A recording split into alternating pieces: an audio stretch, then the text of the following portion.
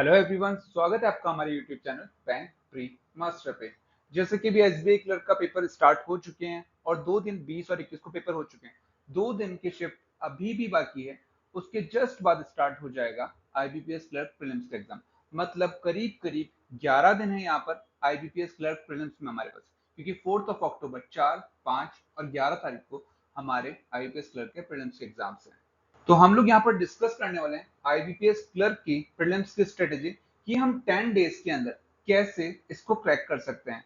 अगर मुझे यहाँ पर बैंक ऑफ बड़ौदा मिल सकता है तो आप भी कर सकते हैं यहाँ पर, क्योंकि इस बार वैकेंसी 10,000 प्लस है, जबकि मेरे टाइम पे तो और भी कम थी। ठीक है, तो हमारा टारगेट यहाँ पर क्या होना चाहिए, अप्रोक्सीमेट 85 प्लस मार्क्स हम लोग यहाँ पर लेकर आ पाए, क्योंकि हमने एसबीआई क्लर्क का पेपर ऑलरेडी हम लोग देख चुके हैं। क्योंकि वहां पर लोगों ने 100 की 100 भी अटेम्प्ट करें, क्योंकि पेपर बहुत इजी आ रहा है। ठीक है, तो आईबीपीएस क्लर्क का प्रीलिम्स भी टफ नहीं होता, बहुत इजी आता है। आप लोग यहाँ पर 85 प्लस मार्क्स लेके आ सकते हैं। तो हम लोग उसी चीज के ऊपर यहाँ पर डिस्कस करने वाले हैं। तो यहाँ पर मैं आपको अपना आईबीपीएस क्लर्क प्रीलिम्स का लास्ट ईयर का स्कोर कार्ड यहाँ पर दिखाऊंगा कि जब मैं यहाँ पर 90 प्लस स्कोर कर सकता हूँ तो आप लोग भी यहाँ पर कर सकते हैं, क्योंकि ये इतना टफ नहीं होता, जो कि मैं आपको ऑलरेडी यहाँ पर बता चुका हूँ। क्योंकि मैं भी क्या है, एक एवरेज स्टूडेंट हुआ करता था जब मैं स्कूल टाइम पे था। ठीक है, तो थोड़ी सी मेहनत से आप इतना स्कोर यहाँ पर लेकर आ सकते हैं।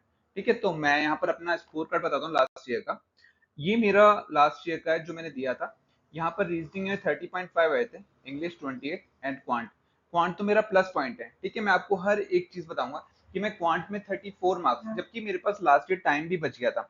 इवन मेरा रीजनिंग बिगड़ गया था, मैंने यहाँ पर क्वेश्चन छोड़ दिए थे।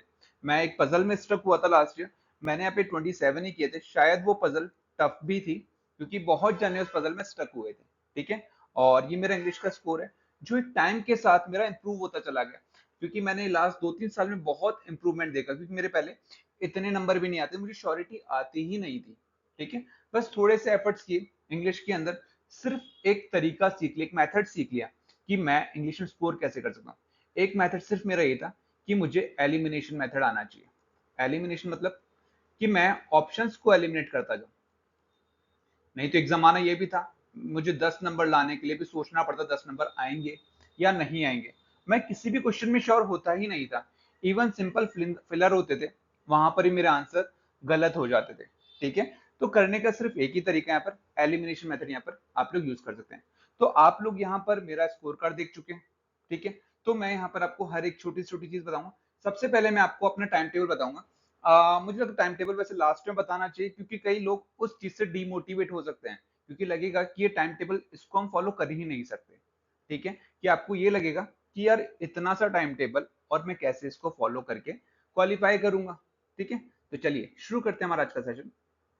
तो बात करते हैं हम लोग यहाँ पर टाइम टेबल की, क्योंकि यहाँ पर बहुत लोग गलती करते हैं कि उन्हें पता ही नहीं है टाइम टेबल को फॉलो कैसे करना है। क्योंकि टाइम टेबल हमारा ऐसा होना चाहिए जिसे हम फॉलो कर पाए। हम लोग क्या करते हैं, टाइम टेबल को इतना लेंथी बना लेते हैं कि हम लोग उसे सॉल्व ही नहीं कर पाते। हम क्या करते हैं कि हम सोचते हैं आज नहीं हुआ, चलो कल से करते हैं, कल नहीं हुआ उसके अगले दिन से, और ये कल हमारा कभी नहीं आता। बहुत लोग यहाँ पर गलती क्या करते हैं टाइम टेबल को लेकर के, कि वो लोग कोशिश करते हैं कि एक टॉपिक क्वांट का डेली पढ़ना है। ठीक है, चलिए आप समझिएगा, क्योंकि आप ये गलती करते होंगे डेफिनेटली। ठीक है, पजल्स लगानी है हमको प्रीलिम्स की, कम से कम 10 पजल। ठीक है, एक मॉक लगाना है, उसका एनालिसिस करना है। बात करते हैं इंग्लिश की, जिससे लोग डरते हैं। इंग्लिश में लोगों को एडिटोरियल देखना होता है, वोकैब्स पढ़नी होती है। ठीक है, फिर सोचते हैं मैं एक पैरा जंबल लगाऊंगा। ठीक है, और रीडिंग करनी है मुझे। मैं आपको ये लिख के बता रहा हूँ एक एक चीज, क्योंकि हम लोग यहाँ पर टाइम टेबल में इन सब चीजों को इंक्लूड करते हैं। ये हो गया मेरी रीजनिंग की बात, यहाँ पर अटकते हैं। कुछ लोग ब्लड रिलेशन पर अटकते हैं, तो वो लोग क्या करते हैं, मुझे दिन के 3 से 4 ब्लड रिलेशन बनाने हैं। उसके बाद हमको जीके पढ़नी है डेली 1 घंटा। आप खुद सोचिए, क्या ये टाइम टेबल आप एक दिन में फॉलो कर सकते हैं? ठीक है, मैं क्वांट के टॉपिक का मतलब ये कह रहा था कि यहाँ पर आप या तो एवरेज पढ़ेंगे, अर्थमेटिक का रेशियो हो गया, टाइम एंड वर्क हो गया, ठीक है, ये क्वांट का टॉपिक हो गया, ये पजल हो गई। उसके बाद आप स्पीड मैथ्स करेंगे, कैलकुलेशन करेंगे, ठीक है।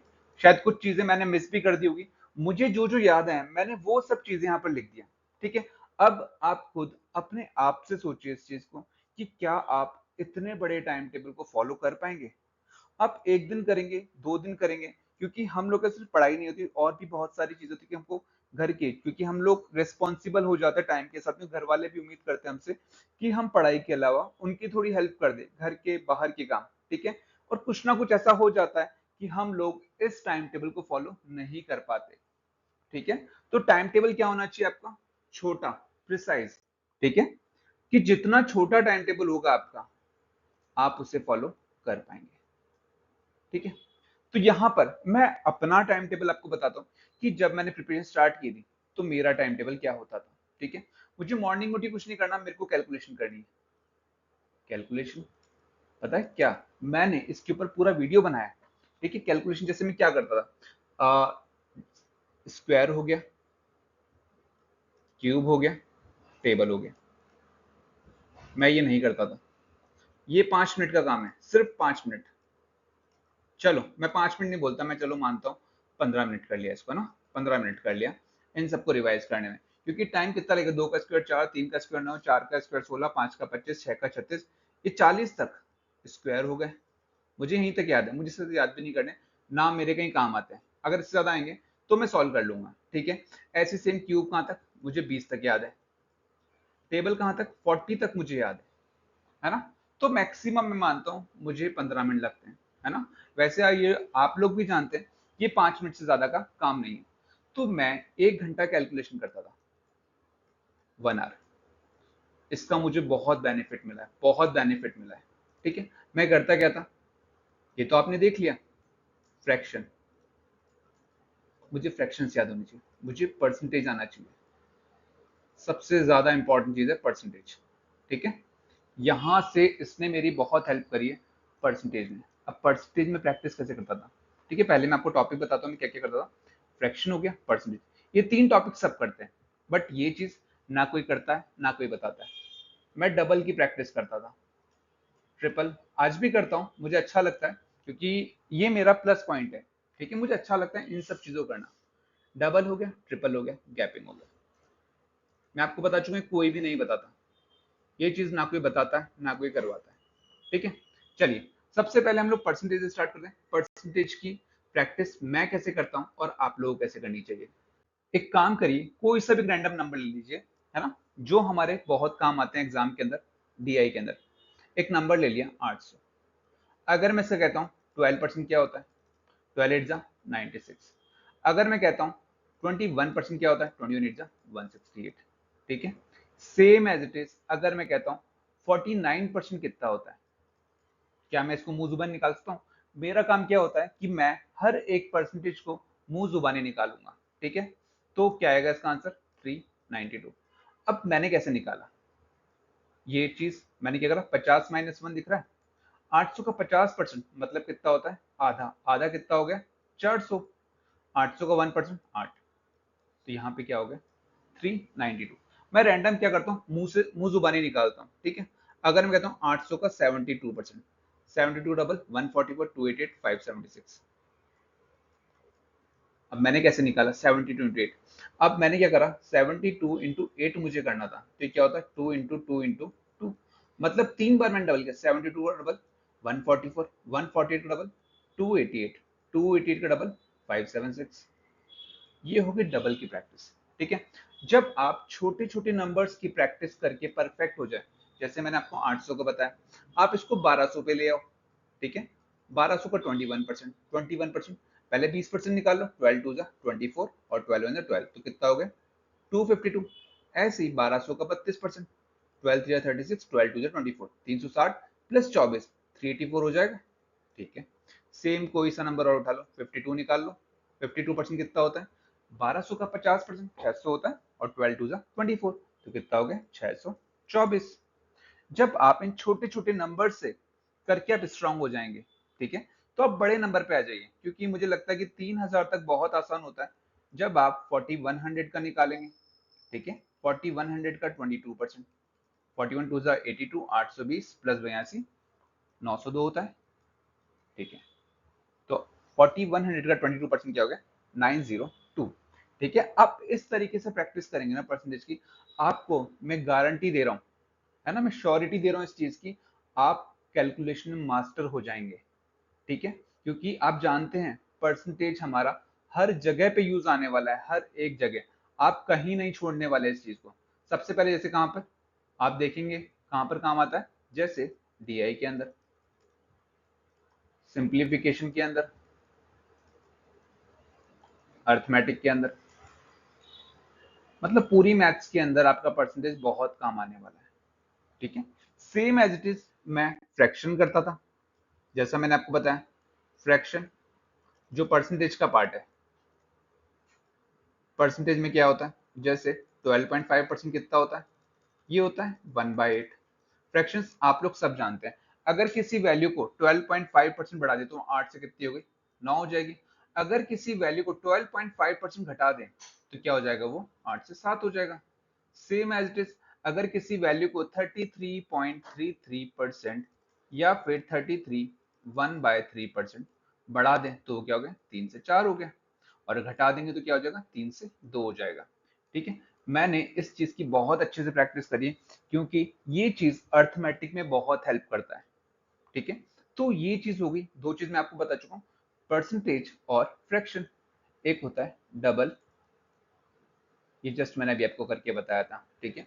अगर मुझे किसी वैल्यू को, ठीक है, किसी भी वैल्यू को अगर 8 से गुना करना है, मतलब मल्टीप्लाई करना है, ठीक है, चलो कोई रैंडम नंबर लेते हैं 42 इंटू 8। अगर मुझे 42 इंटू 8 करना तो ये क्या है, 2 इंटू 2 इंटू 2, 42 टू जा 84, 84 टू जा 160, 160 टू जा 336, ठीक है, ये हो जाएगा।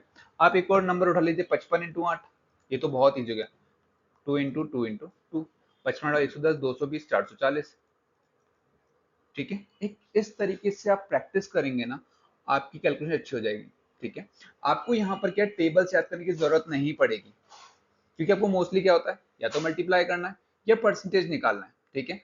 अगर मैं किसी वैल्यू को माना 22 इंटू 32 करूंगा तो 22 3 जा 66, 6 जा 22 2 जा 44, तो कितना हो गया, 704 हो जाएगा।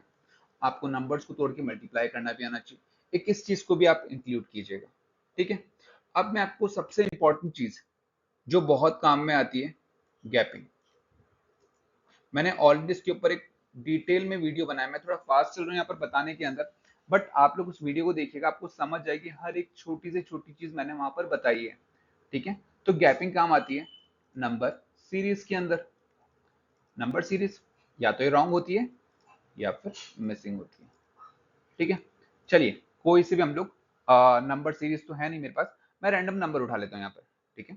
चलिए 24, 72, 198, 369, 481, 1096, ठीक है। चलिए यहाँ पर आपको गैपिंग करनी है, 24 टू 48, 24 टू 72, इन दोनों गैप कितना आता है 48। अगर मुझे यहाँ तक जाना है 72 से 198, 28 जोड़ दूंगा तो 100 हो जाएगा, मुझे 100 के पास जाना है, 28 और 100 से 198 कितना होगा 98, ठीक है। अगर मुझे सिर्फ प्रैक्टिस करनी है, आपको देखने में थोड़ा टफ लगेगा, बट ये टफ नहीं है, ठीक है। आपको वहां पर टाइम नहीं है, आप एक एक नंबर को नीचे देख के लिखेंगे, फिर उसको जोड़ के फिर आप करेंगे, ठीक है। जोड़ना घटाने में आप टाइम वेस्ट करेंगे तो आप लोगों का टाइम चला जाएगा, आप उतना स्कोर कर ही नहीं पाएंगे, कंपटीशन वालों को बीट नहीं कर पाएंगे, ठीक है। तो यहाँ पर 90, 20, 110, 118 और 8, 126। ऐसे सेम 200 बनाना है तो कितने दो ऐड करना है, 200 से 369, 169 प्लस 2 कितना हो गया 171 हो गया। ऐसे सेम अब ये मुझे क्या 69 से 81 दिख रहा है और 300 से 100 दिख रहा है, मतलब 112 हो रहा है। 69 79, 79 प्लस 2 81, तो ये क्या हो गया 112। सेम एज इट इज आप इसको ले जाओ 500 कर दें, इसको 19 जोड़ के 500 हो जाएगा, 19 हमने अलग कर लिया, और ये क्या है 596। 596 प्लस 19 क्या है 615 होता है, ठीक है। ये मैंने आपको एक छोटा सा एग्जांपल दिया है ना, अभी हमारा एक डिटेल वीडियो बाकी है, तो इसलिए छोटा सा एग्जांपल, अगर आप चाहें तो इस पूरे का डिटेल वीडियो का लिंक मैं आपको डिस्क्रिप्शन में दे दूंगा, ठीक है। तो ये सारी चीजें मैं कैलकुलेशन में वहां पर यूज करता था, ठीक है। तो मैं वापस अपने टाइम टेबल पे आता हूँ। मेरा टाइम टेबल यही होता था। सबसे पहले क्या करता था, मैं कैलकुलेशन करता था। ये अप्रोक्सीमेट 1 आवर होता था, जो मैंने आपको बताया, ठीक है। क्योंकि इस 1 आवर से आप क्या कर लेंगे, 12 से 13 मिनट में 25 क्वेश्चन कर लेंगे, अगर आपकी कैलकुलेशन अच्छी है तो। अब बचा हुआ टाइम क्या होगा आपका, 7 मिनट में आप अरिथमेटिक कर सकते हैं 10 क्वेश्चन, टोटल 35, अगर आपको आते हैं तो, ठीक है। अगर आपकी कैलकुलेशन अच्छी है तो ये 25 क्वेश्चन 12-13 मिनट में हो जाएंगे। बचे हुए 10 क्वेश्चन आप 7 मिनट में कर सकते हैं, अगर आपको टॉपिक्स आते तो। टिपिकल नहीं आते, बहुत ईजी क्वेश्चन आता है। मैं आपको दिखा चुका हूँ, मेरे क्वांट में 34 मार्क्स थे, ठीक है। उसके बाद भी मेरे पास टाइम बचा था। अब मुझे नहीं पता एक नंबर उन्होंने क्यों काटा, स्केलिंग की वजह से काटा, किस वजह से काटा मुझे खुद नहीं पता, ठीक है। मैंने वहां पर 35 किए थे। मैंने आपको सेम एज मेरा उसमें भी दिखाया था स्कोर कर, NICL असिस्टेंट के अंदर मेरे वहां पर भी 34 पॉइंट समथिंग मार्क्स थे, 75 थे शायद, ठीक है। सिर्फ इसी चीज की वजह से मैं अपना स्कोर इतना लेके आ पाया था, ठीक है। एक मैंने बताया कैलकुलेशन। दूसरी चीज, मेरा काम था 5 मॉक मुझे सॉल्व करने हैं डेली। 5 मॉक देने नहीं है, सिर्फ मुझे उनके क्वेश्चंस देखने हैं। 5 को भी आप लोग 4 कर सकते हैं, ठीक है। 4 मॉक सफिशिएंट होते हैं। 4 मॉक को एनालिसिस करना है, क्योंकि ये मॉक देने नहीं है, जो दिए हुए हैं उसी मॉक को आपको देखना है यहाँ पर, ठीक है। दिए हुए मतलब IPS क्लर्क का या RRB PO, ठीक है, SBI क्लर्क, कोई सा भी जो आपने दे रखा है, RRB क्लर्क, ठीक है, कोई से भी रैंडम मॉक उठा लो, 4 मॉक या 5 मॉक, मैं यही करता था। मेरा टारगेट क्या है, कैलकुलेशन हो गई, 4 मॉक हो गया, और 1 घंटा GK, 1 आवर मेरा हो गया GK। सिर्फ यही चीज होती थी मेरा टाइम टेबल, ठीक है। मैं आपको वापस बता रहा हूं ढंग से, कैलकुलेशन, 5 मॉक और GK, बस। अगर मैं ये कर लेता हूँ मेरा टारगेट पूरा हो गया, ठीक है। तो मॉक के अंदर तो सभी आ गया, मैथ्स, रीजनिंग और इंग्लिश, और GK तो मैं कर ही रहा हूँ, ठीक है। मैंने आपको ये बोला, टाइम टेबल जितना छोटा होगा उतने अच्छे से सॉल्व होगा, उतने अच्छे से आप उसको फॉलो कर पाओगे, ठीक है। तो यहाँ पर सभी चीज मैंने आपको बता दिया कि आपको क्या क्या चीज करनी, कैसे करनी है। मेरा तरीका ये होता था। अब आपकी इच्छा है, आप इसको फॉलो करते हैं, या अपने आप से जो आपको अच्छा लगता है आप उससे फॉलो करते हैं, ठीक है। यहाँ पर मैं क्या है, क्वांट के अंदर सिर्फ अर्थमेटिक करता था सबसे पहले, 5 मॉक की, क्योंकि मुझे अच्छा लगता है, मुझे मजा आता था इसको करने में, ठीक है।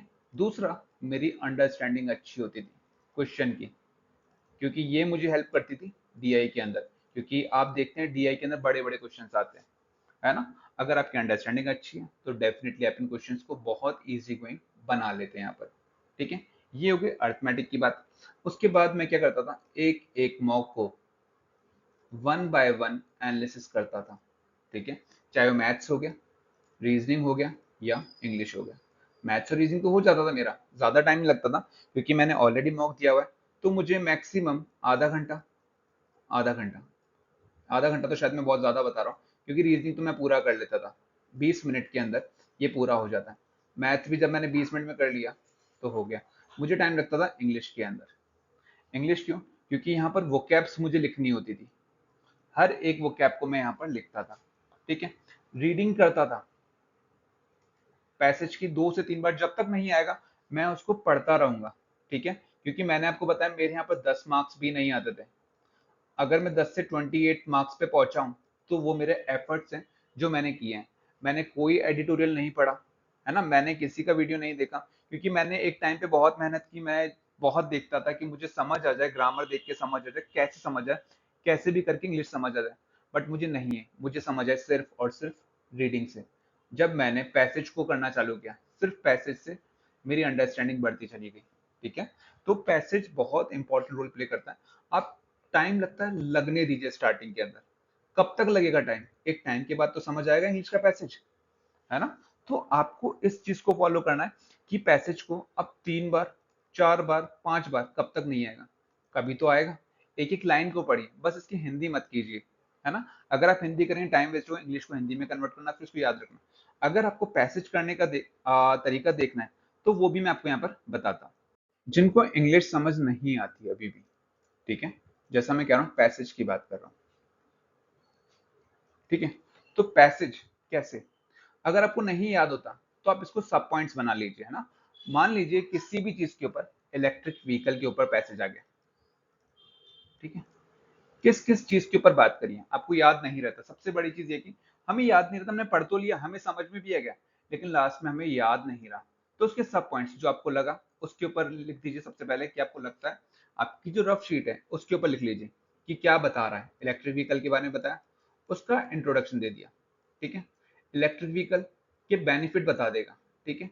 तो आप क्या याद होने लग जाएंगे, बेनिफिट, डीमेरिट, नुकसान क्या क्या है, कंक्लूजन क्या क्या है, ठीक है। तो ये सारे अगर आप सब पॉइंट्स बना देंगे तो आपको याद रहेगा, ठीक है। और करने का सबसे पहले, जैसे आपको स्कोर करना है इंग्लिश के अंदर, तो इंग्लिश का तरीका यही है, मैंने आपको बताया, ऑप्शन को एलिमिनेट कर दो।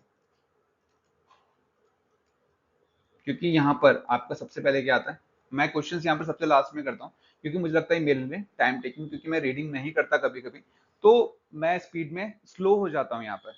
तो ऑप्शन एलिमिनेट किसके अंदर, जैसे आपके इसके में 3 क्वेश्चन आते हैं, एक तो एंटोनियम, सिनोनियम और फिलर।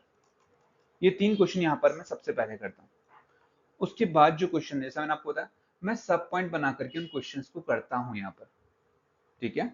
तो अगर आप इस तरीके से इन क्वेश्चंस को करेंगे तो आप डेफिनेटली आप इंग्लिश में एक अच्छी स्पीड ग्रैब कर लेंगे बहुत जल्दी, ठीक है। अब मैं आपको बता दूं इंग्लिश को एग्जाम में कैसे अटेम्प्ट करना है। अटेम्प्ट करने का एक ही तरीका है, आप पैसेज को स्किप कर दो सबसे पहले, है ना।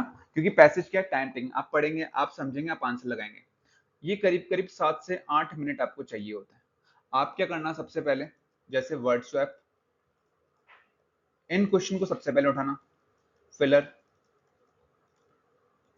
सेंटेंस रीअरेंजमेंट, ठीक है। और जैसे और कौन सा क्वेश्चन हो गया, सेंटेंस अरेंजमेंट के अलावा एक क्वेश्चन मुझे याद नहीं आ रहा, एक हमारा वर्ड आता है, मान लीजिए कोई भी वर्ड दिया हुआ है, रॉबस्ट, एक्चुअली मुझे नाम याद नहीं आ रहा इसको क्या कहते हैं, ठीक है। रॉबस्ट एक वर्ड दिया हुआ है, इसके ऊपर 3 सेंटेंस दिए हुए हैं, 1 2 3, किससे ये वर्ड सही मैच कर रहा है, मतलब ये वर्ड जो है किस सेंटेंस के अंदर सही मैच कर रहा है और ये पेयर बना रहा है, ठीक है। तो आपको बताऊं ओनली 1 और 2, 2 और 3, तो ये क्वेश्चन आता है, मतलब अप्रोक्सीमेट 3 क्वेश्चन यहाँ पर आपको देखने को मिल सकते हैं। एक आता है पेयरिंग,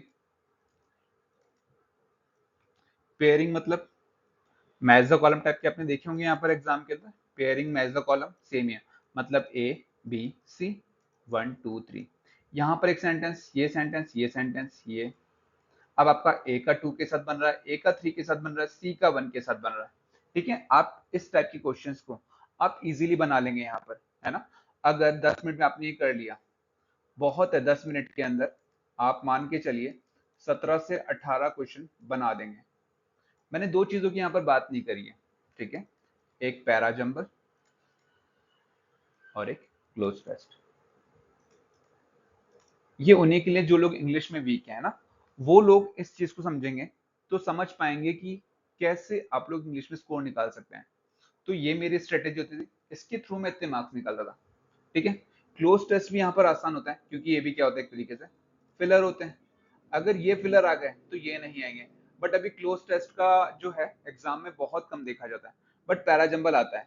अगर सेंटेंस रीअरेंजमेंट आ गया, क्लैरिकल में ये आता है, और पैराजंबल तो बहुत ईजी आएगा यहाँ पर, ठीक है। वैसे सेंटेंस रीअरेंजमेंट आएगा, अगर नहीं है तो पैराजंबल आपको देखने को मिल सकता है, जो कि बहुत ईजी होगा अगर आप इसको करते हैं तो, ठीक है। ये टोटली मेरी इंग्लिश की स्ट्रेटेजी थी, मैं इंग्लिश को कैसे करता था यहाँ पर, ठीक है। और मेरी स्ट्रेटेजी के अंदर पैसेज सबसे लास्ट में आता है, क्योंकि ये टाइम टेकिंग होता है, 7 से 8 क्वेश्चन यहाँ पर होते हैं, ठीक है। और इसमें सबसे पहले मेरा वही होता है, एंटोनियम, सिनोनियम और फिलर। देन उसके बाद मैं क्वेश्चंस पे आता हूँ, ये 5 क्वेश्चन होते हैं करीब, ठीक है। तो इंग्लिश की मैंने आपको अपनी स्ट्रेटेजी का हर एक चीज यहाँ पर बताया। ठीक है, तो आपको सबसे पहले छोटे छोटे क्वेश्चंस करने होते हैं, वो 10 मिनट में आप करीब करीब मान के चलिए 20 क्वेश्चन, मतलब 20 मार्क्स निकाल देते हैं। ठीक है, थोड़ी सी प्रैक्टिस से आप इतने मार्क्स में श्योरिटी भी कर लेते हैं। ठीक है, आपको सिर्फ इन क्वेश्चंस के लिए जो स्टार्टिंग के 20 क्वेश्चन मैंने बताया, आपको ऑप्शंस को एलिमिनेट करना आना चाहिए। ऑप्शन एलिमिनेट मतलब आपको देखना होगा 5 में से 3 ऑप्शन तो इजीली एलिमिनेट हो जाते हैं, आपके पास फिर क्या बचता है 1 और 2 ऑप्शन। इन दोनों में से आपको समझना होगा कौन सा ऑप्शन इसका आंसर होगा। ठीक है, तो ये मेरी टोटली इंग्लिश की स्ट्रेटेजी हुआ करती थी। ठीक है, बात करते हैं हम लोग रीजनिंग के ऊपर। रीजनिंग के हमारे लिमिटेड टॉपिक है, टोटल ये 60 टॉपिक आपको 30+ मार्क्स ले आते हैं, इवन 35 ले आते हैं यहाँ पर। ठीक है, क्योंकि सबसे ज्यादा इंपॉर्टेंट रोल होता है यहाँ पर सेटिंग और पजल का, यही करीब 20 मार्क्स का वेटेज रखती है। बाकी चॉइस होती है कि कई बार रैंकिंग आता है, कई बार डायरेक्शन आता है, कई बार ब्लड रिलेशन आता है। बाकी ये तो शॉर्ट शॉर्ट 20 नंबर की आती है। कोडिंग डिकोडिंग भी आपका 5 नंबर का आता है, इसका शॉर्ट नहीं कहता, बट कई बार कुछ शिफ्ट के अंदर ये नहीं आता है। ठीक है, बट आपकी इन 7 चीजों पे कमांड, इन 7 टॉपिक के ऊपर कमांड जिसकी अच्छी है, वो 35 में से 32 33 मार्क्स इजीली लेके आ सकता है। ठीक है, तो अगर आप पजल को करते हैं, ठीक है, पजल में ही सबसे ज्यादा लोगों को दिक्कत आती है, भाई किसी में लोगों को इतनी दिक्कत नहीं आती है। ठीक है, तो पजल ये क्या है, क्लैरिकल लेवल एग्जाम है। ठीक है, क्लैरिकल के अंदर क्या है, यहाँ पर कोई भी पजल आएगी, आप कुछ मत करो, माना इस सर्कल बेस्ड पजल है, आप भिड़ते क्या 2 पजल बना लो। ठीक है, 2 सर्कल बना लो, 8 बंदे बैठे, आप क्या इंस्टेंटली दोनों बिठाना चालू करो। A is second to the right of B, कुछ अंदर देख रहे हैं कुछ बाहर देख रहे हैं। ठीक है, A is second to the right of B, B का सेकंड राइट ए है, एक बार बी अंदर बिठा लो, एक बार बी का फेस बाहर कर लो। अगर आप इस तरीके से पजल को बनाते हो, ठीक है, तो आप इजीली बना लोगे यहाँ पर, क्योंकि सिर्फ 2 पॉसिबिलिटी बनती है यहाँ पर, 2 से ज्यादा कभी नहीं बनेगी। बट आपको ध्यान रखना है क्या, कि आप पजल को धीरे धीरे पढ़ो। धीरे धीरे पढ़ने से क्या है, हम लोग गलती क्या करते हैं, कई बार इंफॉर्मेशन को मिस कर देते हैं या फिर गलत पढ़ लेते हैं। ये मोस्टली लोग करते हैं यहाँ पर, क्योंकि ये मैं भी करता था। जैसा मैंने एक एग्जांपल आपको बताया, ए इज 2 प्लेस अबव बी। ठीक है, अगर मैंने कहा ए इज 2 प्लेस अबव बी, ए क्या है 2 प्लेस नीचे आ गया। आपको ये ध्यान रखना होता है, कई बार जल्दबाजी के अंदर हम लोग दौड़ने के अंदर गलती कर देते हैं। ठीक है, तो हमें क्या है स्पीड को धीरे धीरे पकड़ना चाहिए। एग्जाम के अंदर हम लोग भागने के चक्कर में अपना ही यहाँ पर नुकसान कर देते हैं। ठीक है, सिलॉक्स यहाँ पर सब कर लेते हैं, इनइक्वलिटी सब कर लेते हैं। रैंकिंग के अंदर भी आपको 2 पॉसिबिलिटी बनानी चाहिए, डायरेक्शन सिंगल पॉसिबिलिटी में हो जाता है। कोडिंग डिकोडिंग आपको प्रैक्टिस चाहिए। ठीक है, रैंकिंग भी क्या है, एक तरह की पजल ही होती है। ब्लड रिलेशन कुछ लोग श्योर नहीं होते हैं, बट जो लोग इसकी अच्छी प्रैक्टिस कर लेते हैं, क्योंकि यहाँ पर भी कई बार पॉसिबिलिटीज चलती है।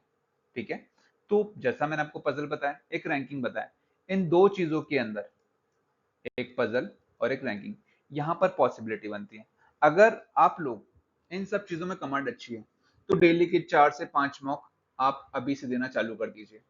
ठीक है, ये आपकी बहुत अच्छी कमांड बना देगा।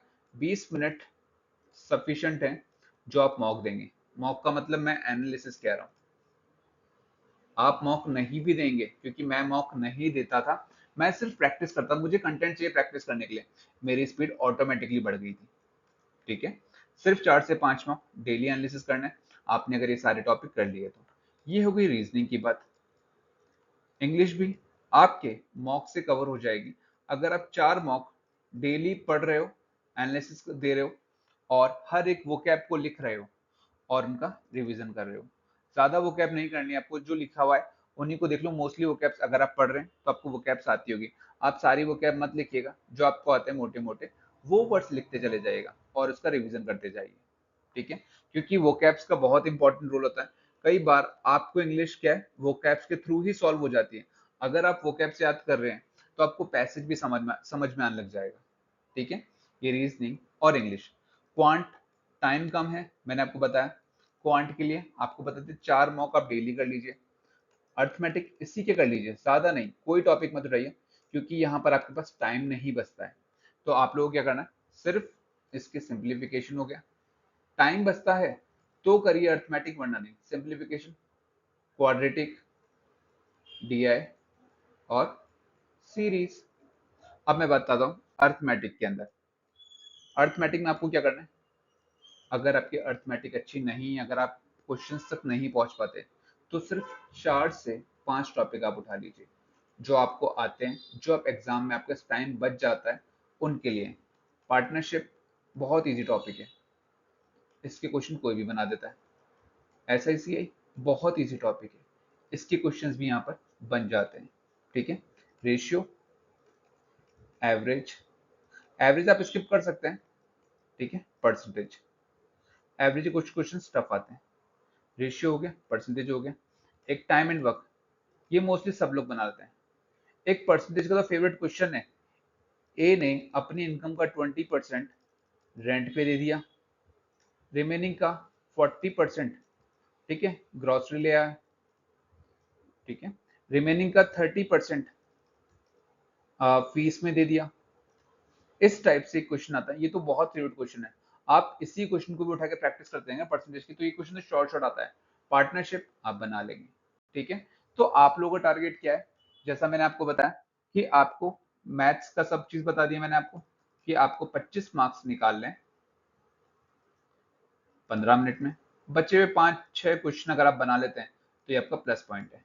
ठीक है, रीजनिंग अभी से 4 मॉक डेली दे दीजिए, और 4 मॉक के अंदर आप मान के चलिए हर एक में 4 पजल होती हैं, तो आप 16 पजल बनाते हैं, और ये बहुत अच्छी प्रैक्टिस करवा देता है। इसमें ब्लड रिलेशन क्वेश्चन भी आ जाएंगे, सिलॉक्स भी आ गए, इनइक्वलिटी भी आ गई। ठीक है, हर तरह के क्वेश्चन आप यहाँ पर प्रैक्टिस कर लेते हैं। ठीक है, मैथ्स की बात हो गई, रीजनिंग की बात हो गई, इंग्लिश की मैं आपको हर एक चीज यहाँ पर बता भी चुका हूँ। ठीक है, इंग्लिश को आपको किस तरीके से डील करना है, अगर आप इतना कर लेते हैं, आप सिर्फ 4 मॉक को भी कर लेते हैं डेली का, तो मैं श्योरिटी दे रहा हूँ आपको, ठीक है, कि आप 85 प्लस मार्क्स लेके आ जाएंगे। जबकि इस बार इतना कट ऑफ तो जाने वाला भी नहीं है, क्योंकि हर स्टेट में वैकेंसी है, हर स्टेट के अंदर। आपने देखा होगा आरआरबी पीओ के अंदर भी बहुत शानदार वैकेंसी, आरआरबी क्लर्क तो और अच्छी वैकेंसी है, जितनी वैकेंसी कभी नहीं आती थी, इतने सालों में नहीं आई है। तो इस बार तो आप लोगों के लिए बहुत अच्छी गोल्डन अपॉर्चुनिटी है। ठीक है, तो दोस्तों उम्मीद करता हूँ ये वीडियो आप लोगों के लिए हेल्पफुल रहेगा, और आप इस स्ट्रेटेजी को फॉलो करेंगे और आप अपने प्रीलिम्स को क्वालिफाई भी करेंगे। एंड उम्मीद करता हूँ आप लोगों को ये वीडियो अच्छा लगा होगा। अगर वीडियो अच्छा लगा हो तो वीडियो को लाइक, शेयर और सब्सक्राइब जरूर कीजिएगा। Thank you.